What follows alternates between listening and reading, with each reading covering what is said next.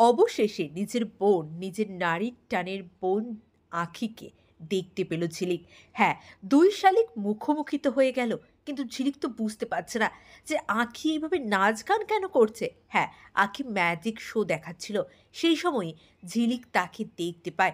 হ্যাঁ বন্ধুরা, ২ শালিক সিরিয়ালের আগামী পর্বে আপনারা এমনটাই দেখবেন। চ্যানেল নতুন হলে চ্যানেলটা দয়া করে সাবস্ক্রাইব করেই পাশে থাকুন। ওইদিকে আঁখি আর ঝিলিক অবশেষে মুখোমুখি। আখির তো প্রায়ই মনে হচ্ছে যেন তার কাছের কেউ তাকে ডাকছে।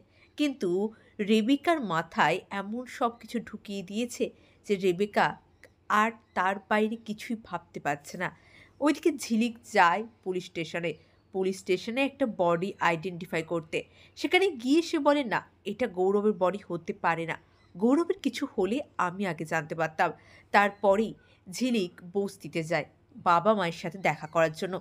আর সেখানেই সে দেখতে পায় আঁখি নাচ গান করছে। আসলে রেবেকাকে নিয়ে সবাই এসেছিল ম্যাজিক শো দেখাতে। তাদের নাকি এটাই ব্যবসা। ম্যাজিক শো দেখানোর নাম করে লোকেদের পকেট মারা, লোকেদের পকেট থেকে টাকা চুরি করা। এই সময়ে আঁখিকে দেখতে পেল ঝিলিক। ঝিলিক তো অবাক হয়ে গেল। গিয়ে হাত দুটো ধরল যে, "আঁখি, তুই কোথায় ছিলি?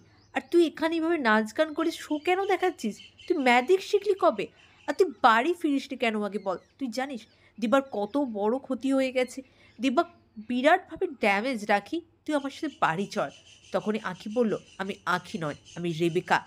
হ্যাঁ, ওইদিকে ঝিলিক কী করে পারবে সমস্ত কিছুকে ঠিক করে সব কিছুকে আবার এক করতে?